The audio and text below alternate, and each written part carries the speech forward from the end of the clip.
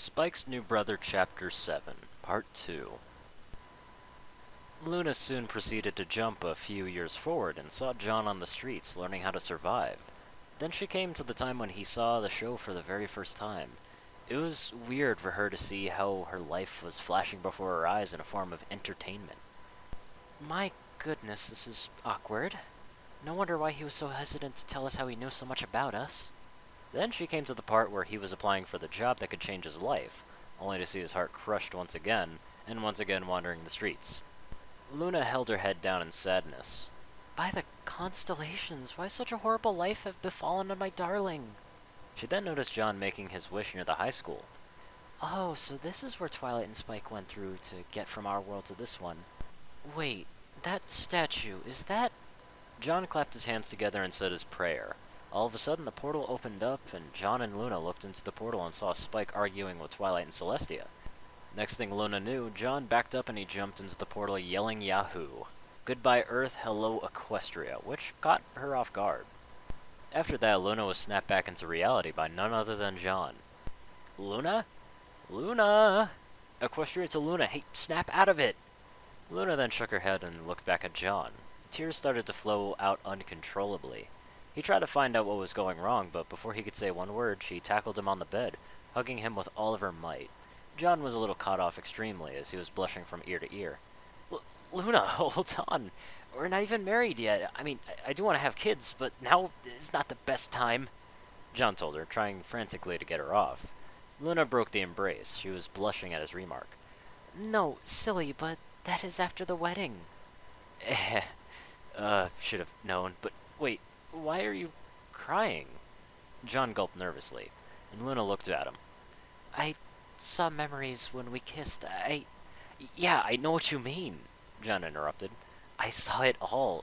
You battling Discord, using the elements of harmony, fighting your own sister, then Twilight and the others saving your life in it. Wait, if I saw your memories, does that mean... John's eyes widened as he covered his mouth with one hand. Crap! He got up from the bed and walked out to the nearest window, feeling dread, as if his own world came crumbling down. You saw how I became homeless, didn't you? It was Luna's turn to get off the bed, and she trotted up next to him, at the window, grabbing his hand with her hoof, then placing his hand down on her cheek while placing her hoof on his cheek. Yes, my dear, I saw your mother and your father. They were strong, and they loved you with all their heart. They tried so hard to keep their promise. I know if they had made it, they would have been with you now, loving you. Not having the strength to bear it anymore, John broke down hugging Luna. John thought how he had never shared this pain with anyone, but for the first time, John had found someone that understood and accepted him right then and there. The next thing he did would shock Luna forever. He went over to the nearby dresser that was in the room that they were in, and the room was part of a home that was built by Celestia, and it was Luna and John's new home. And of course, she bought them a lot of furniture. John expected that from her as gifts, but unknowing to Luna, he found one gift with a ring inside. Well, rather a set of rings, one human size and the other for a pony, and it also included a letter. John, I know I've been pushing for this, but if you change your mind and decide to pop the question, I thought I'd have these rings made, just in case if you do change your mind, which I know you will. One is to go onto your finger as per your human customs, which he told me of, and the other is to go on Luna's horn. Think about it. Love, your hopefully soon-to-be family member Celestia. P.S. Don't forget the nieces and nephews. John chuckled after he read the letter, and he went back to the dresser and pulled out that box. John went over to Luna and took her hoof. John gave her this serious but joyful look. Then he got down on one knee.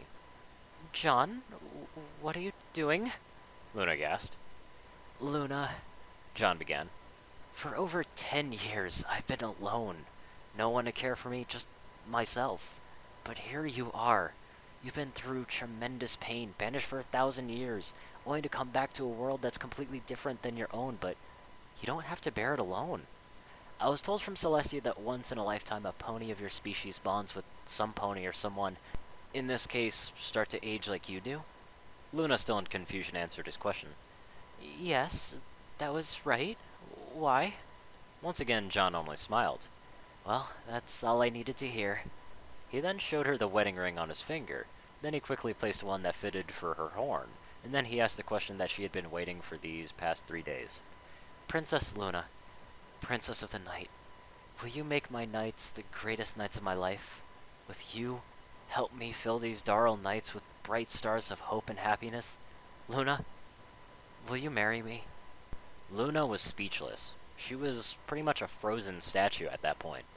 John looked at her for a few seconds, and a few seconds more, then minutes, then to 30 minutes. You kind of get where this is going. John decides to investigate, and then he waved his hand in front of her face and snapped his fingers trying to get her attention. Hello, Luna? He then chuckled. Snap, I broke the princess. I wonder how far I can get on foot if Celestia were to find out. Maybe 20 feet before she sends me to the sun? Don't believe it, Celestia said, appearing out of nowhere. John stood straight up, the color draining from his face, a yellow line running down his back as he turned around to see Rose, the maid and none other than the big sister herself, with a very shocked big sister.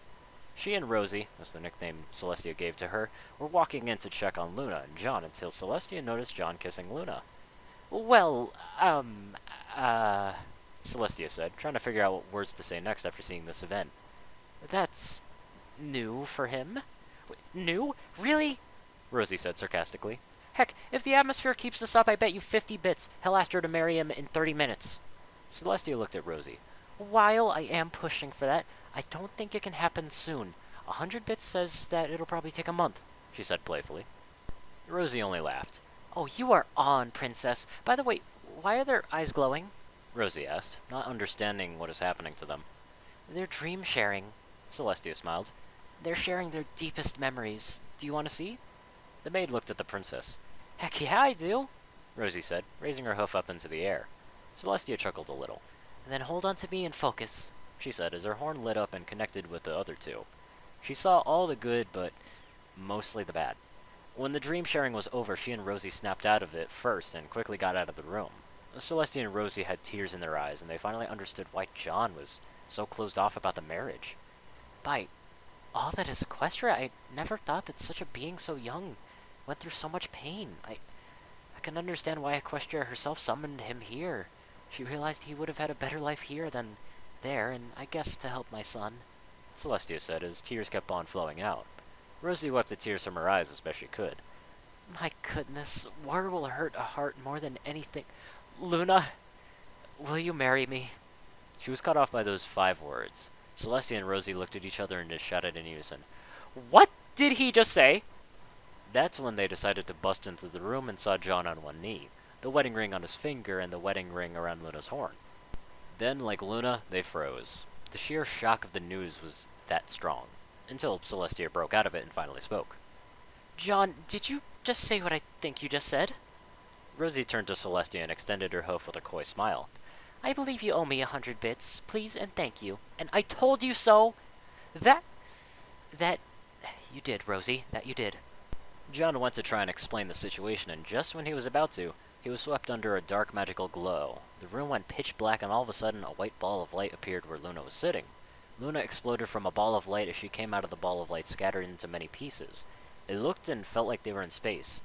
Yes, of course I will. I love you, honey buns, Luna shouted. Luna snatched him up and kissed him deeply. As she broke the embrace, John had a goofy smile on his face. Well, that answers that. No sooner than he did say that, he was swooped up by Celestia herself, and once again he was in a tight hug. Yes, it does. Welcome to the family. John felt so happy. He held up his finger and pointed at Celestia. And yes, there will be children sometime soon. I just need to get used to living in Equestria first, but trust me, after the wedding it will be done, he said, giving her a little wink. Celestia and Luna heard this and blushed from ear to ear. Oh my, need to slow down a bit, honey, she squealed, placing both of her hooves on her cheeks. Rosie looked at her dumbfounded. Gee, that squeal kinda tells me different. Everyone looked at each other and just busted out into laughter. After they'd gotten that out of their system, John spoke up. Hey, can we go check up on Spike? I want to tell him the good news. Celestia and Luna nodded in agreement. Yes, that's a great idea. Maybe this will encourage Spike to also pop the question too. John shrugged his shoulders. Maybe. What do you think, Luna, my darling? Luna blushed at his remark. She trotted up next to him and nuzzled his cheek. Yes, let's. John looked at Rosie. Rosie, to all those who had an appointment with Celestia today, tell them that they may have to wait until tomorrow and only contact us if it's truly important, but I know you'll get the job done. Rosie looked at him like he was mad. Hey, hey, hey! You're not in charge. What makes you think I have to listen to you? John gave a sly smile. Rosie, it's only a matter of time. I'm gonna marry Luna in a week. Yes, a week. This Saturday, 3 o'clock sharp. I don't have much power, but I'll be in charge of you soon, so get to it. Rosie was speechless. She looked up at him, up and down, and just basically liked how forceful he can be when he was taking charge. So, she caved in. Well, you got it, Master, Rosie said as she embraced John in a lovey-dovey hug, to which Luna didn't really like. Rosie, if you would be so kind to get off my husband now and get on with your daily tasks. Rosie looked at her fearfully but playfully. And I'm gone. The moment she said that, she bolted out of the room. Before she left and stuck her tongue out of the doorway.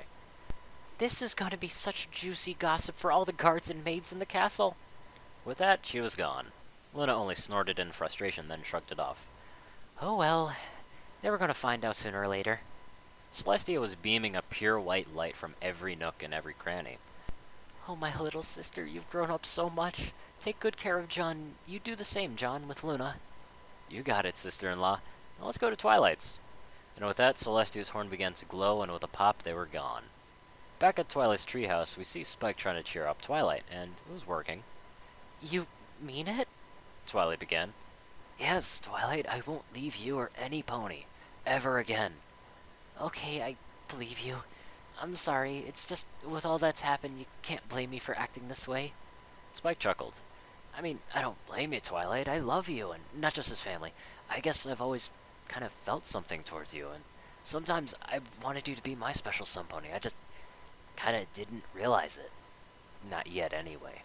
And Twilight couldn't help but blush. She had never really felt her heart so warm and fuzzy. Oh, Spike, it seems you've inherited your father's ability to woo the ladies. That is if he's a lady killer. Actually, we have been saying that about him all along. 3 unexpected voices shouted. Celestia, Luna, and John had teleported right in the middle of Twilight and Spike's conversation. Twilight recognized the 3 voices. Well, now I believe... Oh, Luna! Twilight was shocked at what she saw. Is that... did he finally?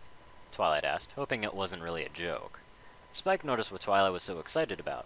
He noticed the wedding rings that they were wearing. John, my brother, you sly dog, you. You're engaged to Luna now, aren't you? John and Luna turned to each other with blushes on their face. John took Luna by the hoof and they both said in unison, Yes! Spike and Twilight looked at each other and smiled. They soon raced over to John and Luna, congratulating them over and over. Just as then, they heard a mysterious voice that they knew all too well. Well, well, well, said the strange voice.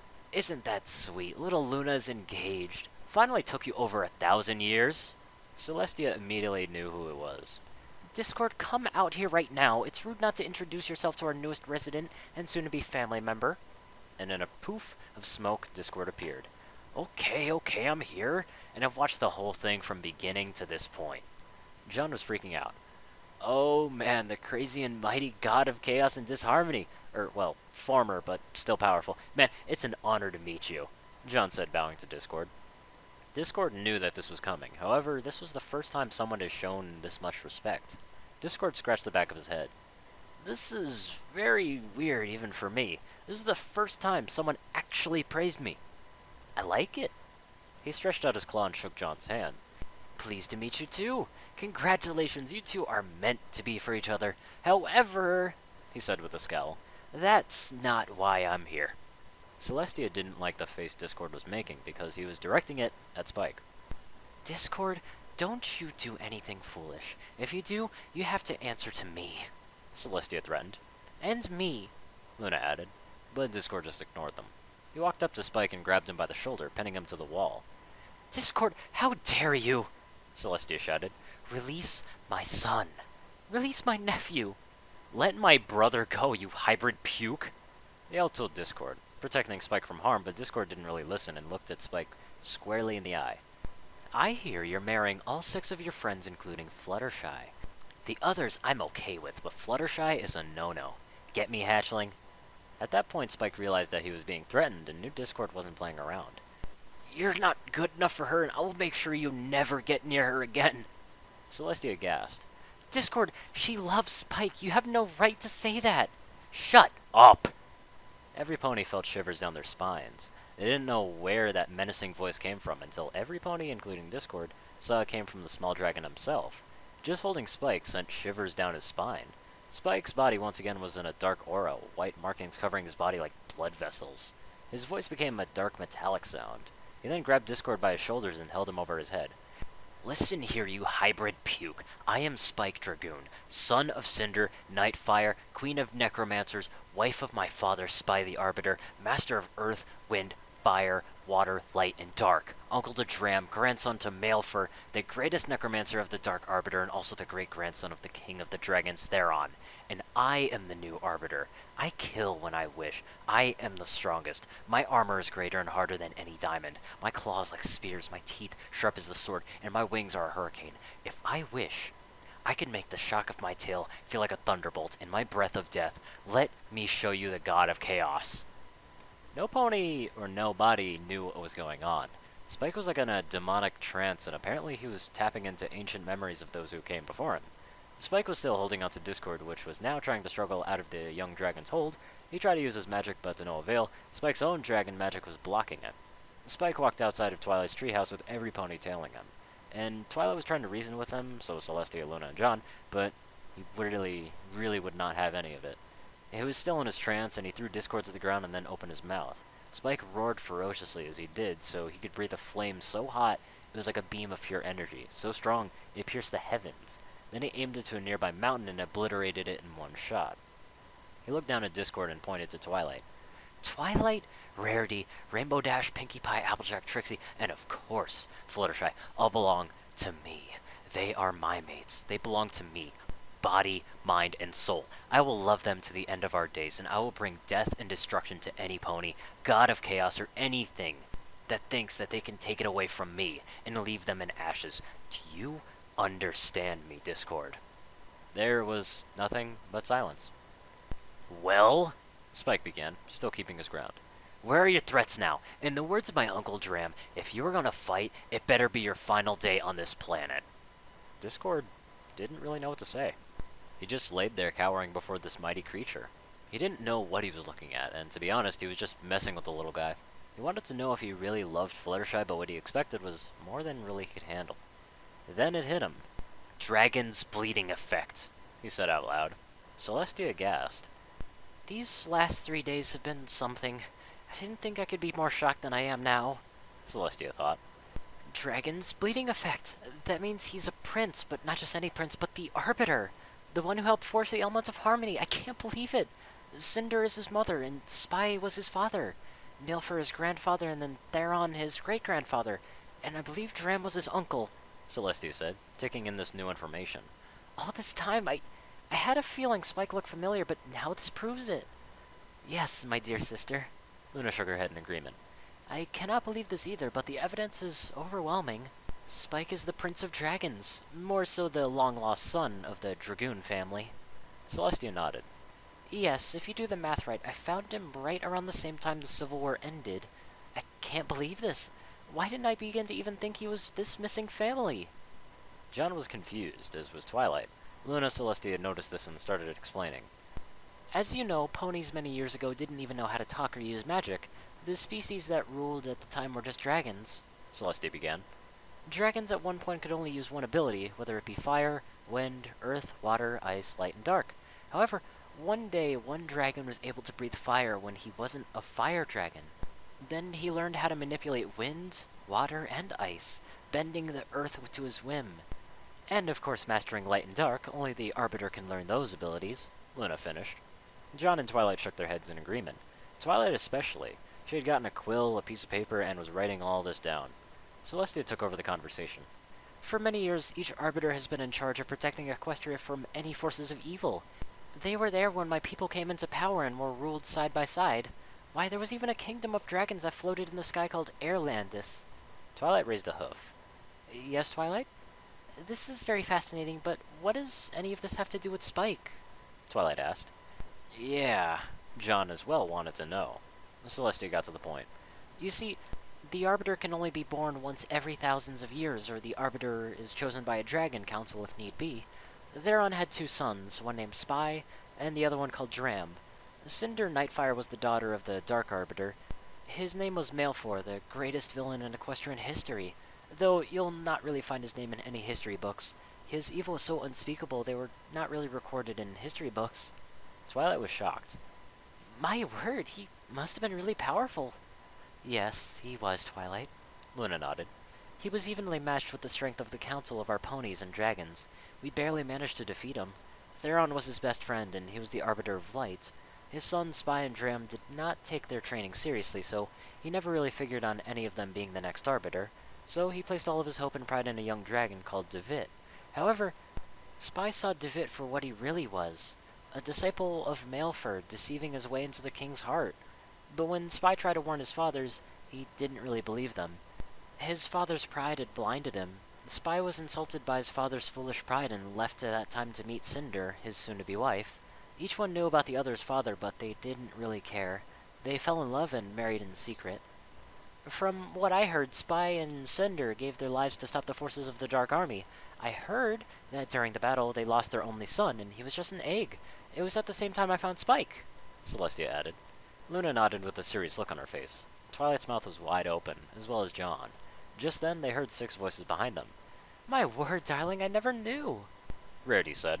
Twilight turned around. So did Celestia, John, and Luna. How long have you been there? John asked. Rainbow Dash got it right. From the point where we were finding out that you were engaged to Luna, to Spike threatening Discord, and then finding out that Spike is a descendant from a long line of awesomeness, she said, hoof-pumping in the air. Applejack decided to step in. And that part where he claimed that we were all belonging to him and him alone, she said with a blush. I don't mind that, actually. Fluttershy went up to Discord and gave him her famous stare. Discord? Don't ever do that again. If you do, we're no longer friends. Discord was shocked. He cowered like a little puppy. Yes, ma'am. I'm sorry, he said with puppy dog eyes. Good, Fluttershy smiled. Because I'm gonna marry him, and I would like you to be there for the children. I mean, the ones we're gonna have in the future. They need an uncle besides John. Discord smiled at this. Well, sure. Why not? Pinky just bounced up and down. Oh my gosh, oh my gosh, oh my gosh, oh my gosh, oh my gosh! Spike's the Dragon Prince and the Arbiter! This is so cool! I'm gonna marry him, and that means I will be the Princess of the Dragons! While everyone was talking about Spike's newfound bloodline, 10,000 miles from Ponyville, in the Land of Dragons, in the Kingdom of Airlandis, there lay Theron, King of the Dragons. His head soon shot up. It cannot be. He's alive. The king looked out in one of the windows of his castle and saw the flame of the Arbiter, and knew it could only be his missing grandson. Soldiers! Cried the king. 2 soldiers came to his side. Go to the location of that flame and report back to me immediately on what you find, but make sure you are not seen. I do not want to start a war. The 2 dragons took off in a hurry. They didn't want to disobey their king. Theron went back to his throne. Please, let it be him. Please, give me the second chance to make up for my mistake, he whispered to himself.